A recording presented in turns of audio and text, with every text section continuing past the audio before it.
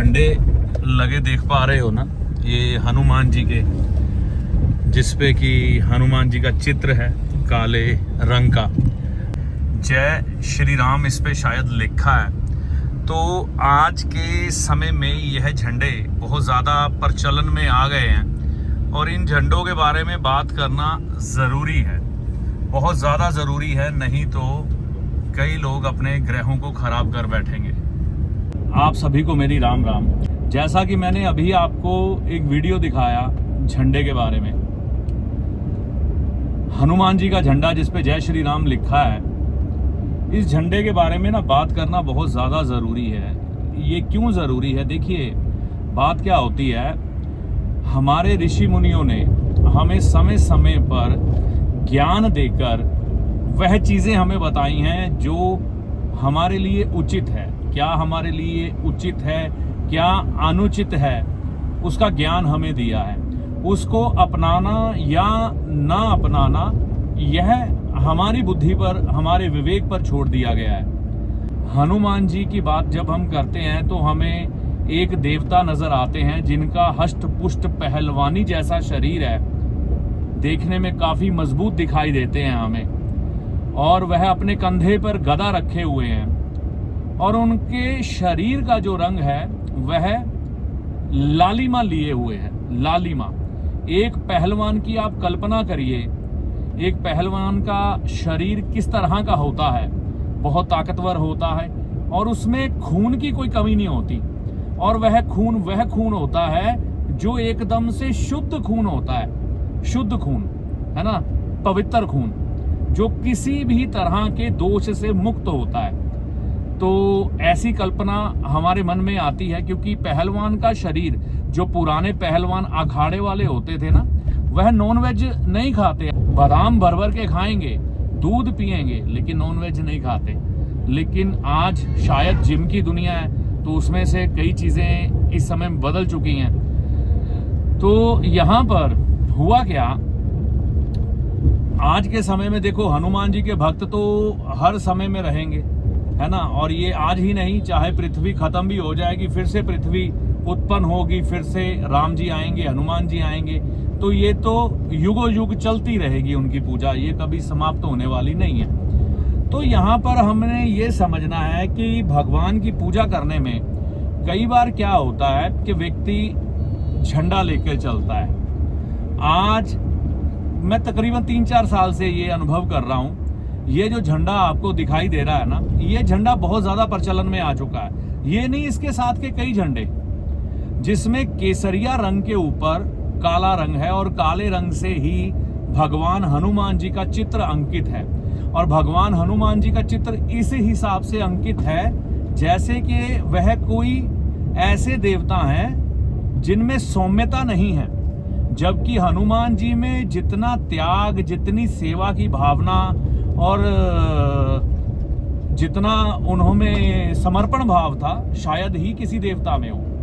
तो एक गणेश जी और एक हनुमान जी, यह हमारे देवी देवताओं में सबसे ज्यादा समर्पित रहे हैं। भगवान हनुमान जी भगवान राम के चरणों में हमेशा समर्पित रहे हैं। माता सीता, लक्ष्मण जी, मतलब इन्होंने हर समय अपना जीवन इनके लिए समर्पित किया है। गणेश जी ने माता पार्वती जी, भगवान शिव जी के लिए अपना जीवन समर्पित किया है, सेवा में लगाया है, इसीलिए प्रथम पूज्य वह कहलाए हैं। तो हनुमान जी राम जी से बहुत प्रेम करने वाले रहे हैं। तो होता क्या है कि आज के समय में जब हम अपना प्रेम प्रकट करते हैं, कई बार जैसे ये धार्मिक यात्रा, अभी चिंतपूर्णी जी के माता के मेले चल रहे हैं, शायद मैं आपको कुछ चित्र दिखा पाऊं, अगर जाते हुए मुझे कुछ एक तीर्थ यात्री मिले तो वो ऐसे ही झंडे लेकर चलते हैं। हनुमान जी के लाल रंग का झंडा, उसमें गोल्डन गोटा किनारी लगा, उसमें कोई दिक्कत नहीं है।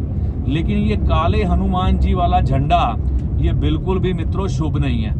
अब देखिए, केसरिया रंग जो होता है ना, ये सूर्य का रंग है। सूर्य सुबह उदय होते हैं तो केसरिया रंग के होते हैं, शाम को जब वह अस्त होते हैं तो केसरिया रंग के होते हैं। तो ये सूर्य का रंग माना गया है, और सूर्य को भानु भी कहा गया है, भास्कर भी कहा गया है, ठीक है ना। और सूर्य के साथ ही मंगल का बहुत गहरा संबंध है। अगर कहीं से भी सूर्य मतलब खराब हो गया, यानी कि सूर्य के केसरी रंग पर काला रंग आ गया, चाहे वो झंडे में, अब झंडा समझिए केतु भी है, तो केतु के ऊपर काला रंग आ गया और केसरिया के ऊपर काला रंग आ गया, तो इसमें दो चीजें होती है। अगर आप ऐसे झंडे लेकर चलते हैं, मंदिर में चढ़ाते हैं या अपनी तीर्थ यात्रा को करते हैं, तो होगा क्या, आपका मंगल बद हो जाएगा।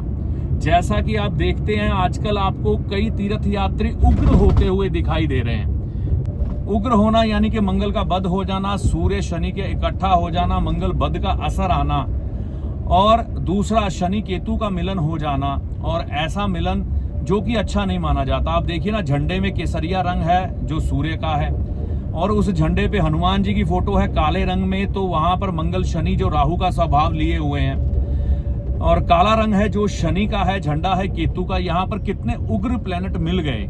तो अगर आप अपनी तीर्थ यात्रा में इस तरह का झंडा यूज करते हैं, एक तो आपका घर का केतु खराब हो जाएगा, दूसरा आपका अध्यात्म वाला केतु खराब हो जाएगा, तीसरा आप चिड़चिड़ेपन का शिकार हो जाएंगे, चौथा आपके घर में बीमारियां आएंगी।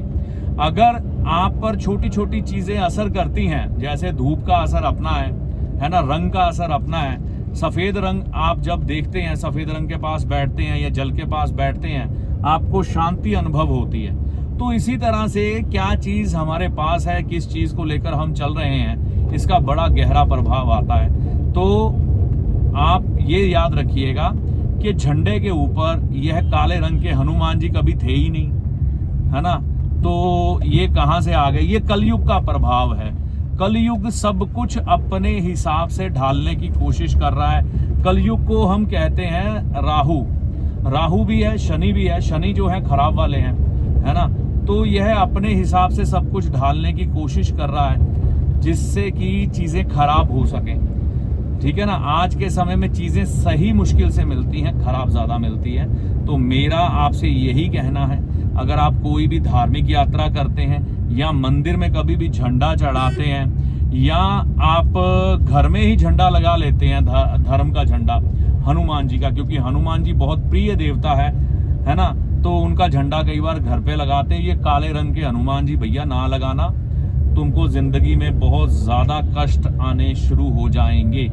ये किसने निकाला, कब निकाला मालूम नहीं, लेकिन जिसने भी निकाला बहुत भद्दा और बहुत गंदा निकाला है ये, जिससे कि यह हनुमान जी की पवित्रता भंग हो रही है। और ऐसे झंडे खरीदने बंद कर दो भाई, नहीं तो मतलब बहुत नुकसान हो सकता है। जैसे कि स्त्रियों की सेहत खराब, पिता की सेहत पर बुरा असर, घर वालों की सेहत पर बुरा असर, और दूसरा अपनी भी सेहत, पीठ से जुड़ी हुई बीमारियां आपको आने लग पड़ेंगी, रीढ़ की हड्डी खराब होने लग पड़ेगी।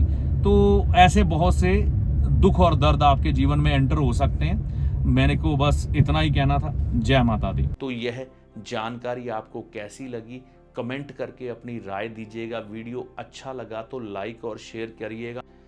देखिए, अंत में एक चीज़ मैं कहना चाहूँगा, ज्योतिषी को हमेशा अपने एक सलाहकार के रूप में देखें, जो आपके भले और बुरे समय का ज्ञान आपको देकर आपके कष्टों से आपको बचाने का प्रयास करता है। ना कि ज्योतिषी कोई चमत्कारी बाबा है जो छड़ी घुमाकर धन की ढेरी लगा देगा और आपकी किस्मत बदल जाएगी। ना ही कोई जादूगर जो आपको छलावे में या भ्रम में डाल के आपकी किस्मत बदल देगा। ऐसा कुछ भी ज्योतिषी के पास नहीं होता। ज्योतिषी को हमेशा एक अच्छे सलाहकार के रूप में देखें, जो सिर्फ और सिर्फ आपका हित चाहता है। इससे ज़्यादा ज्योतिषी से कोई भी उपेक्षा मत करें। ज्योतिषी जो आपको पथ दिखाता है उस पर चलना आपको होता है। अपने अच्छे और बुरे के लिए आप खुद जिम्मेवार होते हैं, आपके कर्मों के अनुसार और ईश्वर की कृपा के अनुसार आपके उपायों का फल आपको प्राप्त होता है। चैनल पर अगर आप पहली बार आए हैं, बहुत समय से चैनल के साथ चल रहे हैं, तो इसे सब्सक्राइब करके जाइएगा। इस वीडियो में दी गई जानकारी का लाभ माता रानी की कृपा से आपको होगा। जय माता दी।